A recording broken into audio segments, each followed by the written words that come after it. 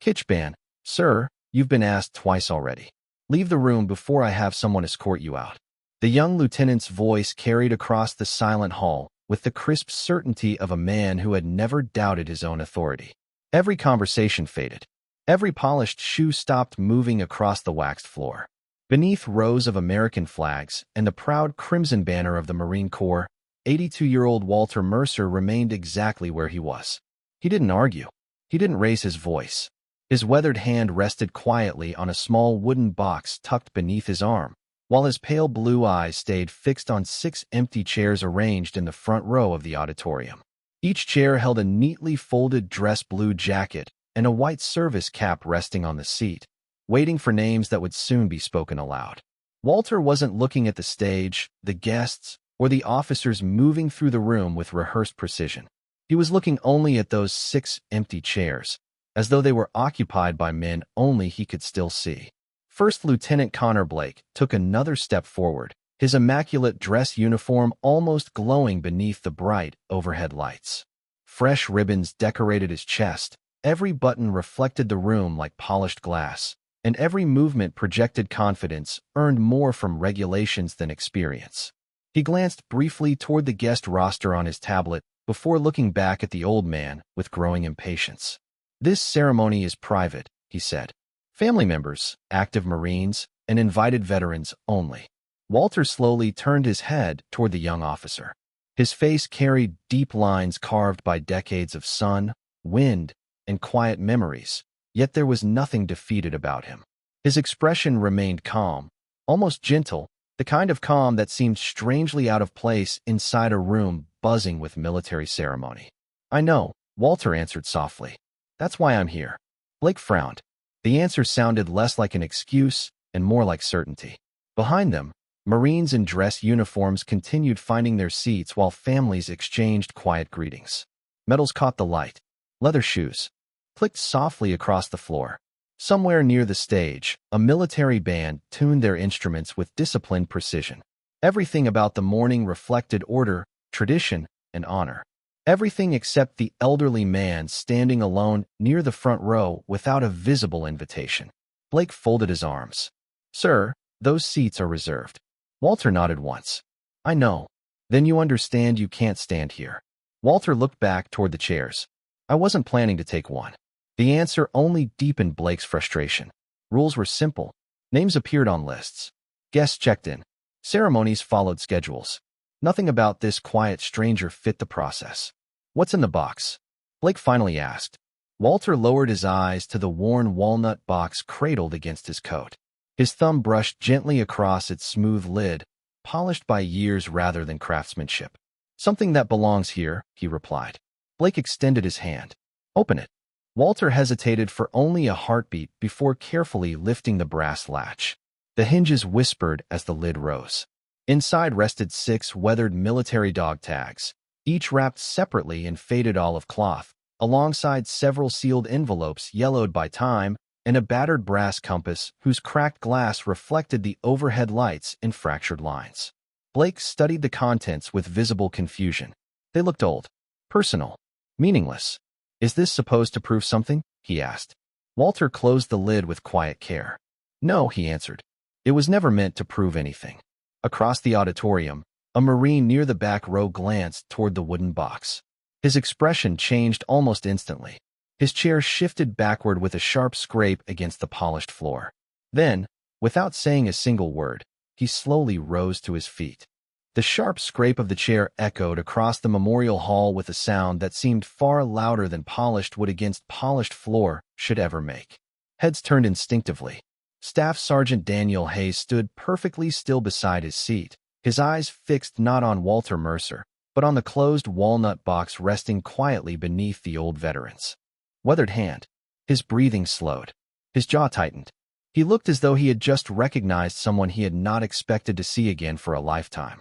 First Lieutenant Connor Blake followed the Marine's line of sight with visible confusion.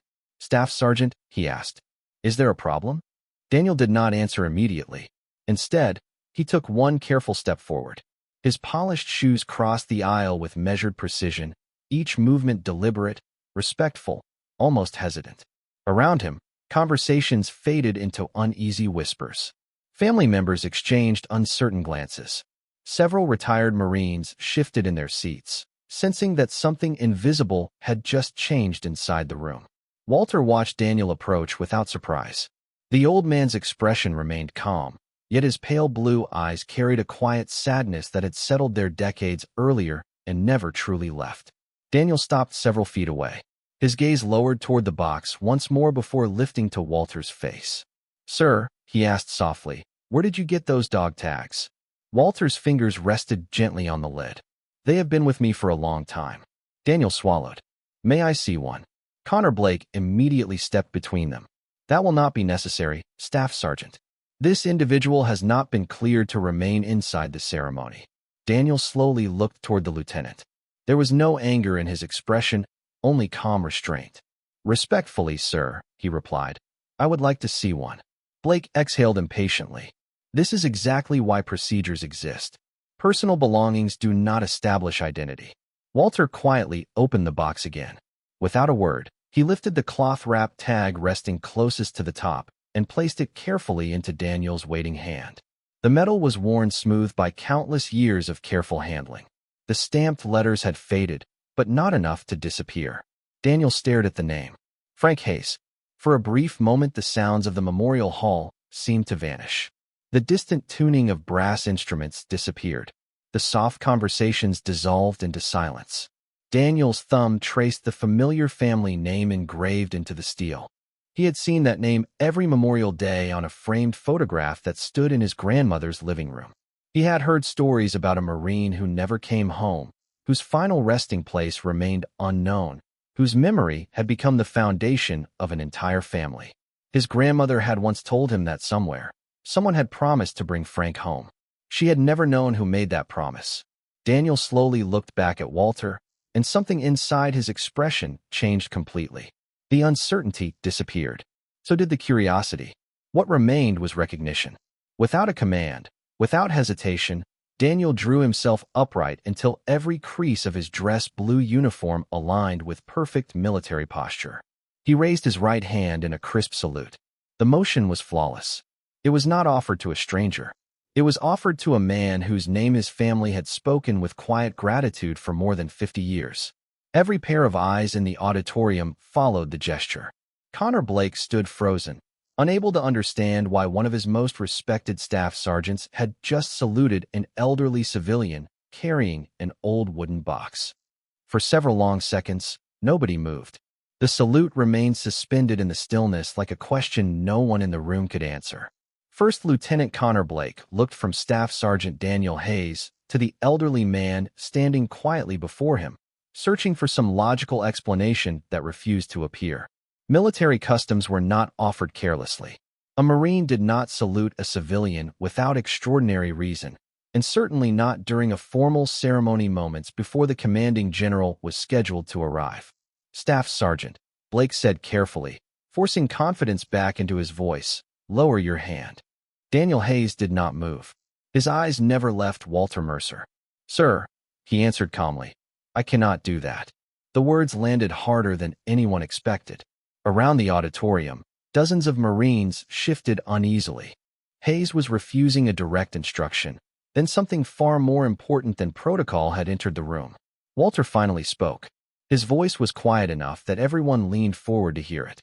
"Staff Sergeant," he said gently, "you do not owe me that salute."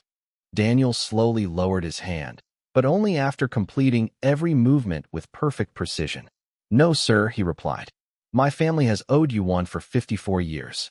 The words spread through the hall like a ripple across still water. 54 years. The number settled into every mind present. It was older than many of the Marines standing inside the building. Blake stared at Daniel. "Explain yourself." Daniel looked down at the worn dog tag resting in his palm before carefully turning it over. The faded metal caught the morning light. "Frank Hayes," he whispered. "My grandfather." Several older veterans sitting farther back lifted their heads at the name. Walter's eyes softened. "He used to laugh louder than anyone else," the old man said quietly. "He believed every cup of coffee tasted better after sunrise." Daniel felt his throat tighten. Those exact words had been repeated at every Hayes family reunion for as long as he could remember. His grandmother always smiled before saying them, insisting they had come from the last Marine who ever saw Frank alive. Nobody in the family had known that Marine's name. Walter looked toward the 6 empty chairs once again. Your grandfather made sure everyone else forgot how tired they were. Daniel nodded almost without realizing it. My grandmother said someone promised to bring him home. Walter remained silent for a long moment. His weathered fingers rested against the closed walnut box. I promised I would bring back what I could. The answer carried no pride, only quiet regret. Blake folded his arms more tightly, still struggling against the growing uncertainty surrounding him. If this story is true, he said cautiously, why has nobody heard about you? Walter smiled faintly. It was the smallest smile, touched more by memory than satisfaction. Because the story was never supposed to be about me. Before Blake could respond, another chair scraped sharply against the polished floor. Then another. Heads turned toward the opposite side of the auditorium. Gunnery Sergeant Michael Reeves had risen to his feet. His eyes were locked on the second cloth bundle still resting inside the wooden box. Beside him, Master Sergeant Thomas Grant stood as well, his expression frozen between disbelief and recognition. Neither man spoke.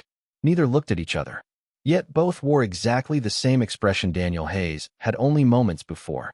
Walter slowly closed his eyes for the briefest instant. He had hoped this day would never come. Deep inside, he had always known it eventually would.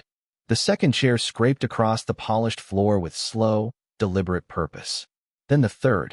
Every eye inside the memorial hall shifted toward the sound. Gunnery Sergeant Michael Reeves stood with his hands at his sides, his gaze fixed on the walnut box as though it held far more than weathered pieces of metal. Beside him, Master Sergeant Thomas Grant rose just as quietly. Neither man looked at the other. They did not need to. Recognition had already passed between them without a single word. First Lieutenant Connor Blake felt the orderly structure of the morning slipping through his fingers. The ceremony had been planned down to the minute. Distinguished guests would arrive. The band would begin precisely at 1000 hours. The commanding general would deliver his remarks. Nothing in the schedule mentioned 3 decorated Marines standing in silent respect for an elderly man whose name appeared nowhere on the guest list. Blake stepped forward once more, determined to regain control. Gentlemen, he said firmly, return to your seats. The ceremony will begin shortly. Michael Reeves slowly turned his head toward the young officer. His expression carried neither defiance nor anger.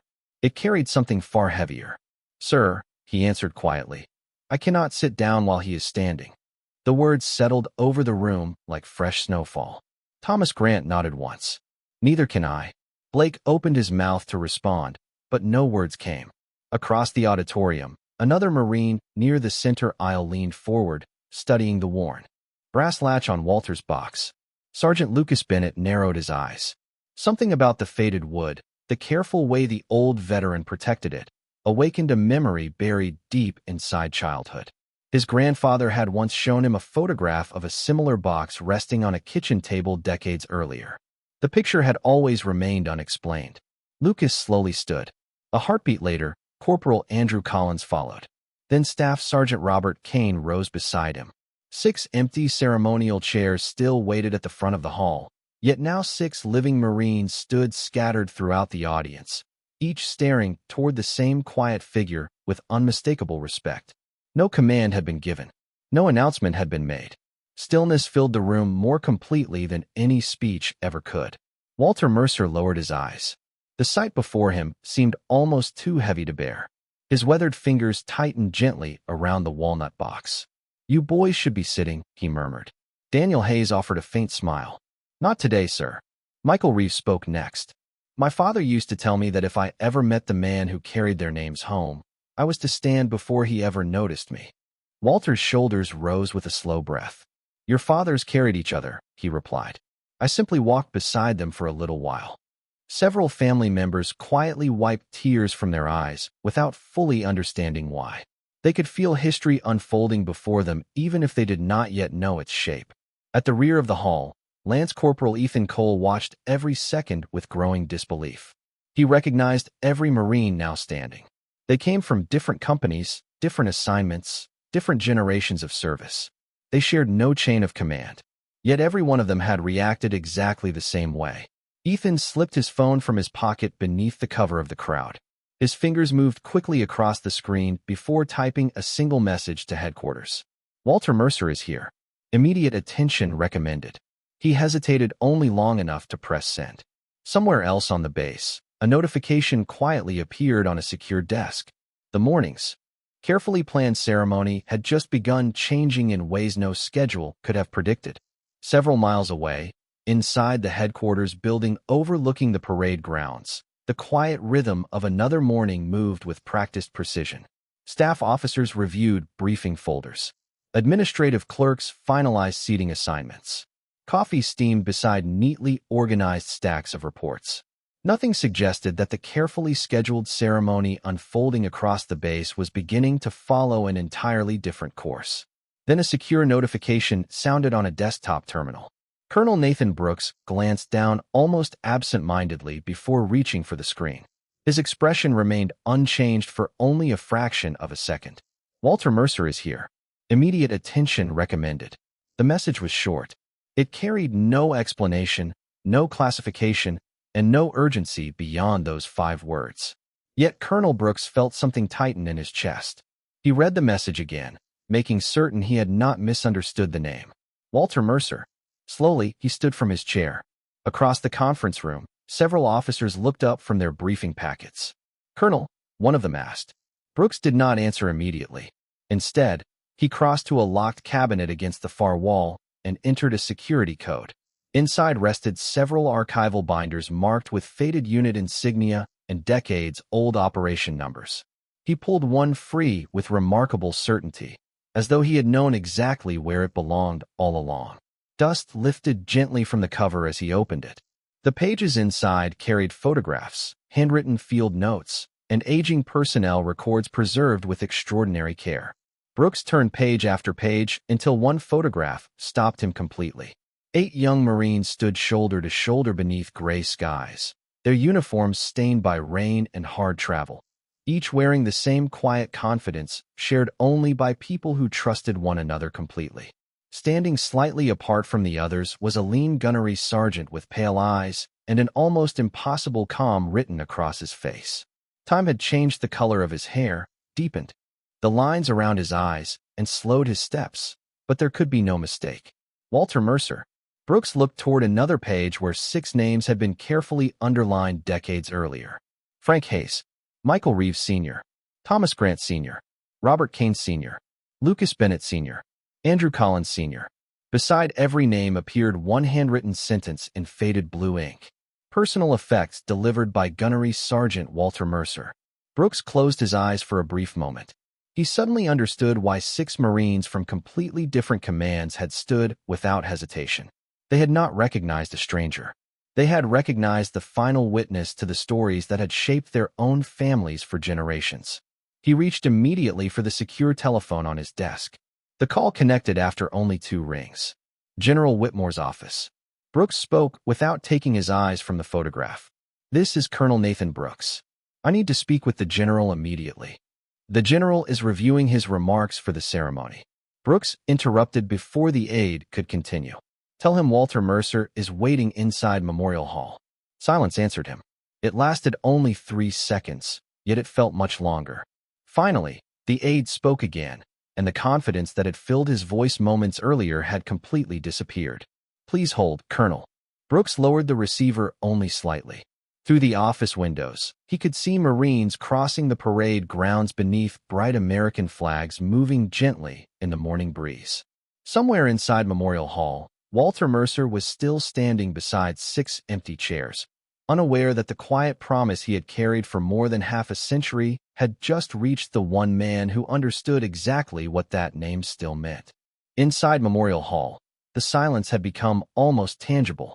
It settled across polished wood, pressed against rows of folded flags, and lingered beneath the high ceiling where the Marine Corps colors hung without the slightest movement. First Lieutenant Connor Blake stood in the center of it all, surrounded by 6 Marines who remained on their feet without a single order, compelling them to do so. Every lesson he had learned about command insisted that discipline depended upon immediate obedience. Yet what stood before him was not defiance. It was something far older than regulations. Walter Mercer quietly shifted the walnut box into both hands. His fingers traced the worn brass latch with unconscious familiarity, as though every scratch in the wood had become part of his own memory. He looked toward the 6 empty, ceremonial chairs again. The folded dress blue jackets resting upon them seemed almost untouched by time, waiting patiently for names that had never truly left the core. Daniel Hayes finally broke the silence. "Sir," he asked carefully, "have you carried them all these years?" Walter nodded once. "Every day. You never gave them to anyone?" Walter's eyes remained fixed on the chairs. "I could not." Michael Reeves stepped forward next. His normally steady voice carried an unfamiliar weight. "My father wrote letters every Christmas to the Marine he believed survived with him. None of them were ever mailed because nobody knew where to send them." Walter lowered his head. "I know." Reeves stared at him in disbelief. "You knew?" Walter slowly reached into the box and removed one of the unopened envelopes. The paper had faded to a soft ivory color, its edges worn but carefully protected. Written across the front in neat handwriting were only 3 words. "To the Reeves family." Michael's breathing caught. "My mother writes exactly like that," he whispered.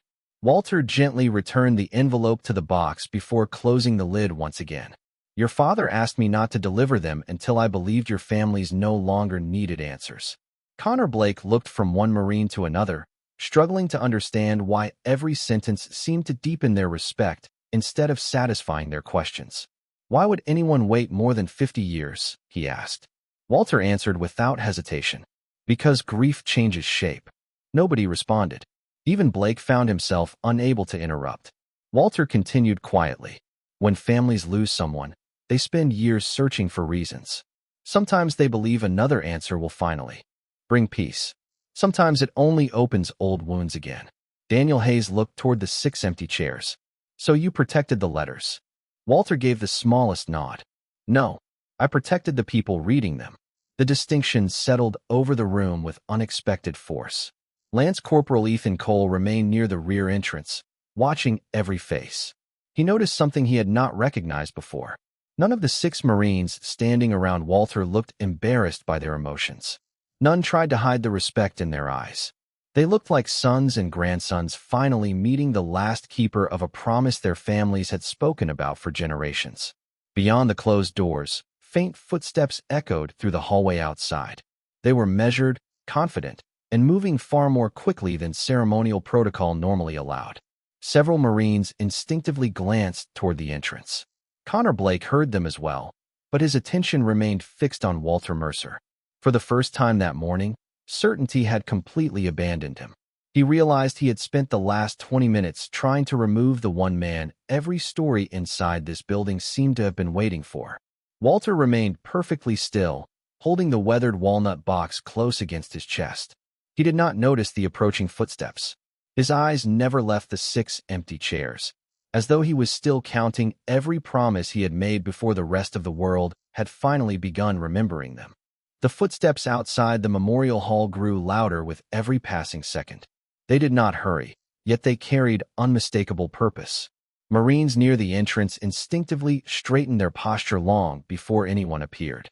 Years of service had taught them to recognize the rhythm of senior command without ever seeing the rank.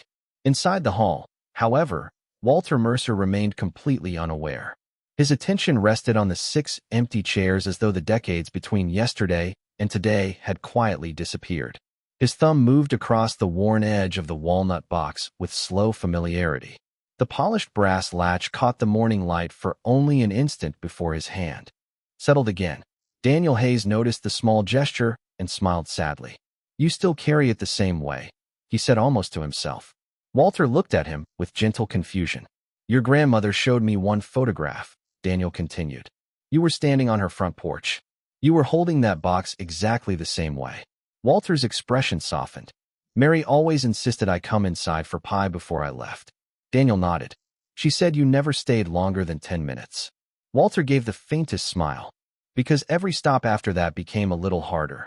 Michael Reeves quietly asked, "How many families did you visit?" Walter took a slow breath. 6. Every one of them. Every one. Nobody spoke for several moments. The answers were so simple that they carried far greater weight than long explanations ever could. Walter had never described himself as brave. He had never claimed recognition. Instead, he had quietly driven across thousands of miles of American highways over the course of many years, carrying 6 names, 6 letters, and 6 promises to 6 different front doors. Connor Blake listened in complete silence. The image forming inside his mind looked nothing like the elderly stranger he had first judged. He imagined lonely country roads, modest family homes, nervous knocks on unfamiliar doors, and conversations that must have changed lives forever. There had been no cameras, no speeches, no medals waiting at the end. Only a man determined to finish something that history had quietly forgotten. Blake lowered his eyes. For the first time since earning his commission, he questioned whether authority alone had ever been enough to understand the people standing in front of him. Walter carefully rested the walnut box against one of the empty chairs. His weathered hand remained on the lid for a moment longer than necessary. "They all deserve to come home," he whispered. "This was the best I could do." The words were barely louder than a breath, yet every Marine in the room heard them. Daniel Hayes swallowed hard. Michael Reeves looked toward the American flag hanging above the stage. Thomas Grant quietly removed his white service cap and held it respectfully against his chest. Without discussion, the other 3 Marines did the same. No command had been issued. No ceremony had officially begun. Yet the room had already entered a moment far more meaningful than anyone had planned. Outside the closed doors, the footsteps finally stopped. A respectful knock echoed once against the wood. It was not the sharp knock of security personnel or administrative staff. It was measured, almost careful. Every head turned toward the entrance. Connor Blake instinctively stepped aside before anyone asked him to. Deep inside, he already knew that whoever stood on the other side of those doors had not come because of a schedule. They had come because one forgotten name had finally reached the people who had never truly forgotten it. The knock came again, calm and deliberate, followed by the quiet sound of the Memorial Hall doors opening inward. Every Marine in the room instinctively turned toward the entrance. The conversations that had cautiously begun only moments earlier disappeared once again into complete silence. Colonel Nathan Brooks stepped inside first, his dress blue uniform immaculate despite the hurried pace that had brought him across the base. Behind him walked Major General Samuel Whitmore. No ceremonial music announced his arrival. No master of ceremonies called the room to attention. The general ignored the prepared program waiting on the stage. His eyes searched the hall only once before finding the elderly man standing beside the 6 empty chairs. For a moment, Samuel Whitmore did not move. The years seemed to settle across his face all at once. Officers who had served beside him knew him as a commander who never hesitated, a man whose decisions were immediate and unwavering. Yet now he simply stood in the doorway, looking at Walter Mercer as though he had discovered someone he had believed history itself had already carried away. Walter slowly turned after noticing the silence behind him. His expression remained gentle, touched with quiet surprise rather than expectation. He recognized the general immediately, although the young lieutenant he had once known had long since disappeared beneath silver hair, steady eyes, and the weight of many stars earned through decades of service. Neither man spoke. Colonel Brooks quietly stepped aside. Without receiving a command, every Marine already standing instinctively straightened even further. Those who had remained seated rose together until the entire Memorial Hall stood in respectful silence. First Lieutenant Connor Blake felt his pulse quicken. He had rehearsed dozens of official ceremonies during his career, yet nothing had prepared him for the expression crossing the general's face now. It was not the look of a commander greeting an invited guest. It was the look of a man unexpectedly seeing someone who had shaped the course of his own life. Samuel Whitmore began walking forward. His footsteps echoed softly across the polished floor. Every step seemed measured by memory instead of distance. He stopped only a few feet from Walter Mercer. The old veteran offered the faintest smile. "You made it," Walter said quietly. Whitmore answered with a voice noticeably softer than anyone present had ever heard. "I should have come a long time ago." Walter gently shook his head. "You had a country to serve."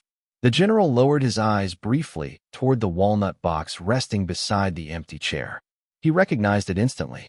The worn brass latch, the weathered corners, even the small scratch running across the lid where old varnish had faded with time. He had seen that box once before as a very young lieutenant standing beneath cold rain many decades earlier.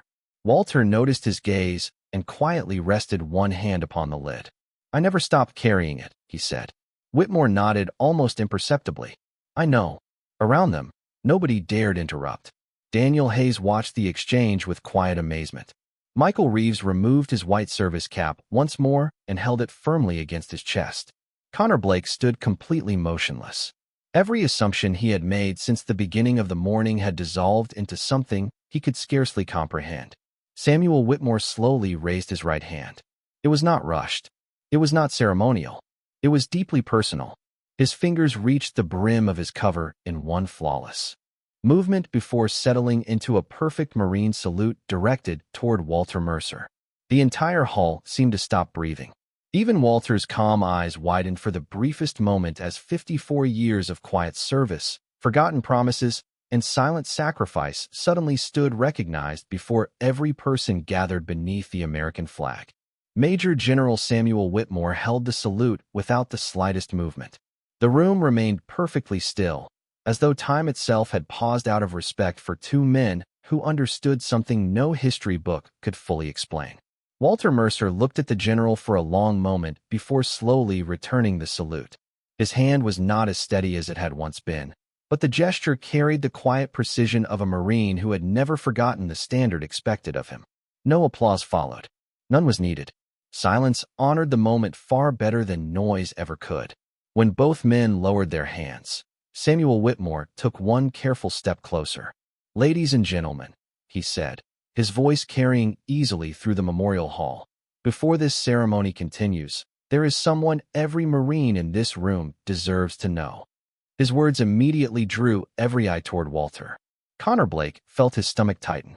He realized the general was about to introduce the very man he had tried to remove only minutes earlier. Whitmore rested one hand gently on the weathered walnut box.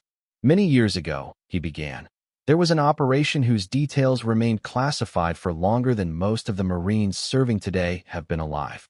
8 Marines entered those mountains together. Only 2 walked back out." He paused, allowing the weight of the statement to settle naturally over the audience. "I was one of those 2. A quiet murmur moved through the families gathered inside the hall before disappearing again. Whitmore continued. "The man standing beside me carried something far heavier than his own survival.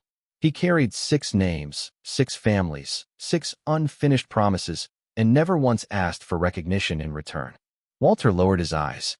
His expression reflected no pride, only the familiar humility that had followed him for more than half a century. "Every medal I have ever received," Whitmore said, "exists because someone else chose to place duty before himself when nobody was watching. That man was Gunnery Sergeant Walter Mercer." Daniel Hayes closed his eyes briefly. Michael Reeves bowed his head. Thomas Grant quietly whispered, "Thank you," though he was not certain whether he was speaking to Walter, to his father, or to both.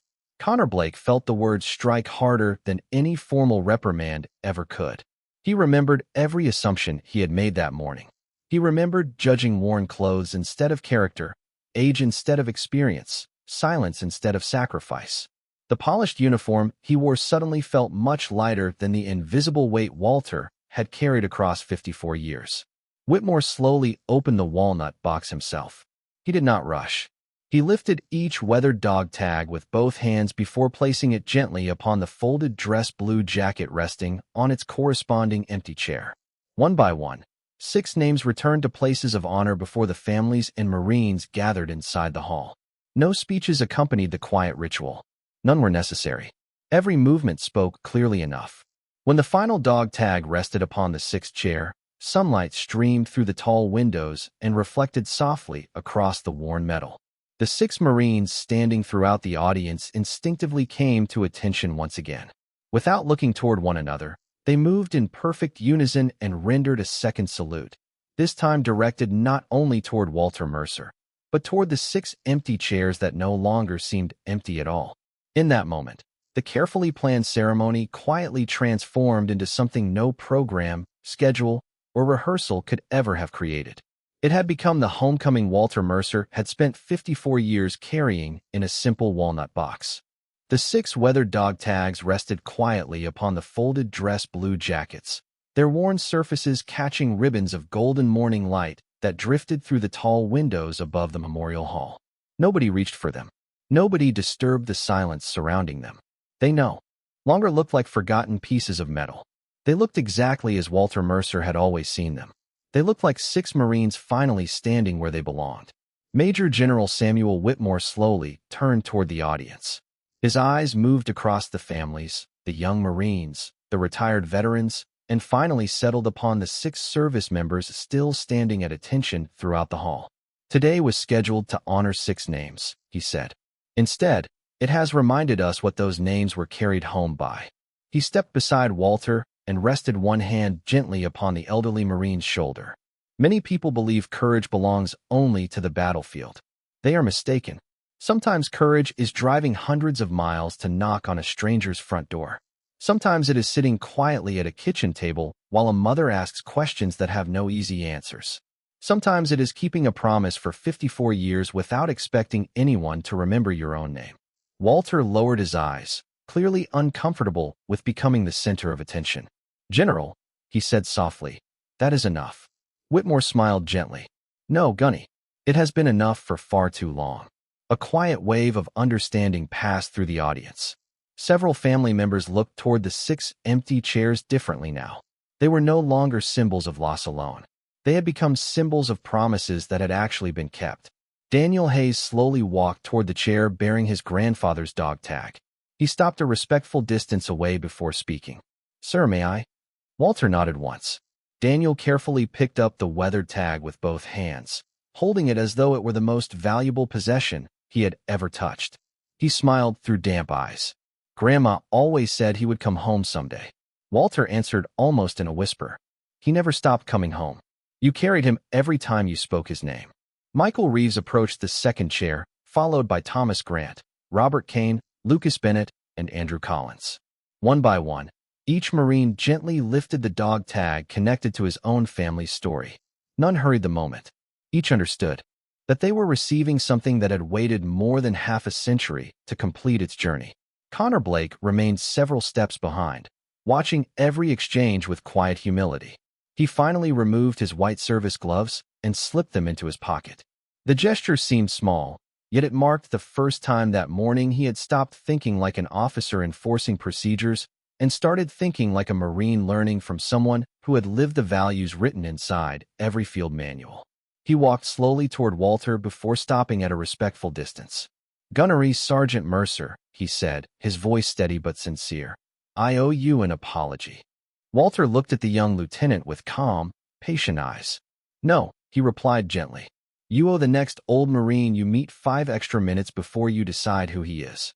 Blake nodded without hesitation. "Yes, sir." Around them, the military band quietly began playing the opening notes of the Marine Corps hymn. No one had given the musicians new instructions. They had simply recognized that the ceremony had finally become exactly what it was always meant to be. As the familiar melody filled the hall, 6 families stood holding 6 weathered dog tags. One elderly Marine quietly stepped back from the center of the room, and every person present understood that honor was never measured by how loudly a story was told, but by how faithfully it was carried. The final notes of the Marine Corps hymn lingered beneath the high ceiling long after the musicians lowered their instruments. No one hurried to applaud. No one reached for a microphone. The quiet that followed felt complete, as though every person inside Memorial Hall understood they had witnessed something that could never be repeated in exactly the same way again. Walter Mercer slowly lifted the now nearly empty walnut box from the ceremonial chair. It felt lighter in his hands than it had that morning, yet the change was not measured in pounds. It was measured in promises finally reaching the people who had waited generations to receive them. He looked down into the box one last time. Only the old brass compass remained, resting alone against the worn wood. Its cracked glass caught a narrow beam of sunlight, sending a faint reflection across the polished floor. Major General Samuel Whitmore noticed it immediately. "You kept that too," he said quietly. Walter smiled with the familiar humility that had defined every word he had spoken throughout the day. It always reminded me where I was supposed to be. Whitmore carefully picked up the weathered compass and turned it gently in his hands. The needle still trembled before settling north despite the cracked crystal protecting it. "Do you remember who gave this to you?" the general asked. Walter nodded without hesitation. "Frank Hayes." Daniel Hayes looked up in surprise. Whitmore continued softly. "Your grandfather carried that compass during training. He handed it to Walter the night before their mission and told him that if either one of them ever lost direction, the other would know the way home." Daniel stared silently at the small brass instrument resting in the general's hand. It was no longer simply an old compass. It was a family story that had quietly survived half a century without anyone realizing where it had gone. Walter looked toward Daniel and extended his hand. "It belongs with your family now." Daniel accepted the compass with both hands, holding it as carefully as he had held the dog tag only moments earlier. His voice barely rose above a whisper. "I do not know how to thank you." Walter gently shook his head. "Take your children to visit your grandfather's memorial every Memorial Day. Tell them who he was. Then tell them about the Marines who stood beside him. That will be enough." Around the hall, parents quietly drew their children closer. Several younger Marines listened with complete attention, recognizing that they were hearing lessons no classroom or leadership course could ever provide. First Lieutenant Connor Blake remained standing near the front row. Every word seemed to settle deeper than the last. He realized that leadership was not built only through authority, discipline, or perfect inspections. Sometimes it began with the willingness to listen before making a judgment. Colonel Nathan Brooks quietly approached the stage carrying a folded display case lined with dark blue velvet. He placed it carefully beside Walter. "General," he asked, "would you do the honors?" Whitmore nodded. Instead of placing medals inside the case, he gently arranged 6 photographs copied from the archival file beside a newly printed picture taken only minutes earlier. The new photograph showed Walter standing beside the 6 Marines who now carried their families' dog tags. 7 faces. 7 generations connected by one promise. Whitmore closed the glass lid and handed the display case to Walter. "This belongs in our museum," he said. Walter looked at the photographs for a long moment before quietly closing the case again. "No," he answered with a gentle smile. "It belongs where families can remember together. History survives best around a dinner table, not behind locked glass." Walter Mercer quietly slipped the empty walnut box beneath his arm once more. For the first time in more than 50 years, it no longer carried 6 weathered dog tags or 6 sealed letters waiting for the right moment. It carried only memories, and somehow that made it lighter than it had ever felt before. Around him, families remained gathered in small circles, speaking softly while younger Marines listened with unusual patience. Stories that had once belonged to only a handful of people were now being passed from one generation to the next before his eyes. Major General Samuel Whitmore watched the room with quiet satisfaction. He had planned countless ceremonies throughout his career, yet none had ever unfolded with such honest simplicity. He stepped toward the podium, looked briefly at the prepared speech waiting beside the microphone, then folded the pages without reading a single line. He placed them aside. "Today," he began, "I intended to speak about courage, sacrifice, and service. Instead, those lessons walked through our front door before any of us were ready to recognize them." A gentle smile spread through the audience. Even First Lieutenant Connor Blake allowed himself a small, humble smile. Whitmore continued, "Every Marine is taught that no one is left behind. Most people believe those words apply only to the battlefield. They do not. They also belong in our memories, our families, and the way we treat the people standing quietly beside us every day." His eyes settled on Walter once again. Some Marines carry rifles. Some carry commands. Some carry history until the rest of us are finally prepared to receive it. The hall remained completely silent. Every word seemed to find its place naturally. Daniel Hayes looked toward the elderly veteran. "Sir," he asked gently, "what will you do now?" Walter considered the question for a moment before answering. "Go home." A few quiet smiles appeared throughout the room. Daniel laughed softly. "That is all." Walter nodded. "My garden probably needs watering. My neighbor's dog will still expect his biscuit this afternoon. Life keeps moving." The answer surprised many of the younger Marines. They had expected a dramatic declaration or some long-forgotten revelation. Instead, Walter spoke exactly as he had all morning, With the calm perspective of a man who had never measured his worth by applause, Connor Blake stepped forward once more. This time there was no hesitation in his voice. "Sir, may I carry your box to your car?" Walter looked at the young lieutenant for several seconds before handing it to him. Of course. Blake accepted it with both hands, treating the worn walnut box with the same care another man might reserve for a priceless family heirloom. As they began walking together toward the center aisle, something remarkable happened without a command being spoken. Every Marine standing along the aisle instinctively took one step backward, creating a clear path leading toward the exit. Families followed their example. Parents guided children gently aside. Veterans removed their covers and held them respectfully over their hearts. Nobody had rehearsed the gesture. Nobody needed to explain it. Walter noticed the path opening before him and quietly shook his head with a modest smile. "You boys are making far too much fuss over an old Marine." Samuel Whitmore answered from behind him. "No, Gunny." His voice carried warmly through the hall. "We are simply making sure that this time, you do not have to walk home alone." Walter lowered his eyes for a moment, then continued forward at his unhurried pace, surrounded not by ceremony, but by the quiet gratitude of an entire generation that had finally learned the difference between seeing an old man and recognizing a Marine whose promises had outlived half a century. The bright afternoon sun greeted Walter Mercer as he stepped through the doors of Memorial Hall, warming his face with the same quiet steadiness that had greeted countless Marines returning home through the generations. The breeze carried the sound of distant flags snapping gently above the parade ground, while somewhere beyond the trees a bugle echoed across the installation with calm dignity. Walter paused at the top of the stone steps and took one slow breath.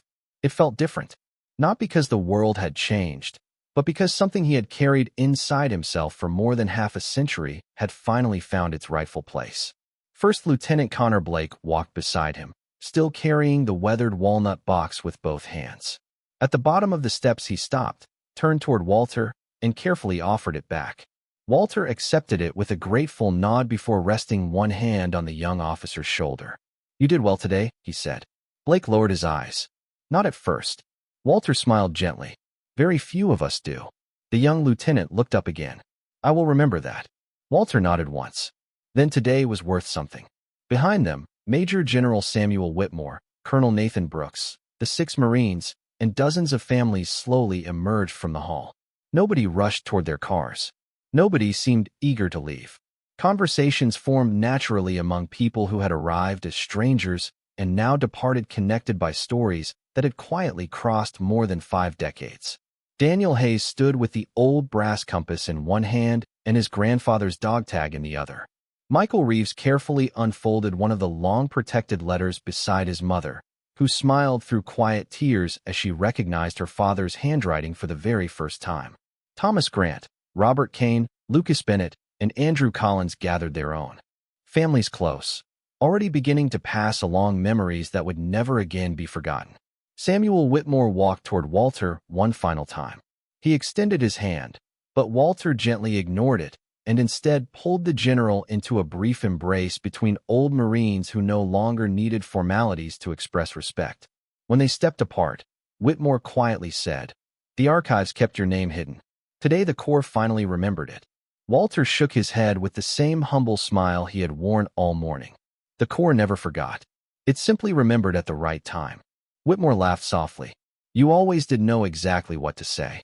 Walter glanced across the parade ground where a group of young Marines were helping children climb onto a historic vehicle for photographs. Their laughter drifted across the afternoon air. "No," he answered. "I just learned that history belongs to the people willing to tell it." He adjusted the walnut box beneath his arm and started walking toward the parking lot at the same unhurried pace with which he had entered the hall hours earlier. This time, however, nobody questioned where he belonged. Every Marine he passed offered a respectful greeting. Every salute carried genuine understanding instead of routine habit. Walter returned each one with a simple nod, never slowing his stride. He reached his old pickup truck, carefully placed the walnut box on the passenger seat, and looked once more toward the flags waving above the base. For a long moment, he simply stood there, listening to the wind move through them. Then he smiled, started the engine, and drove quietly toward home, while the people he left behind continued sharing the promises he had protected for 54 years. Some legends never ask to be remembered. They simply leave the world better than they found it, trusting that honor will eventually recognize itself.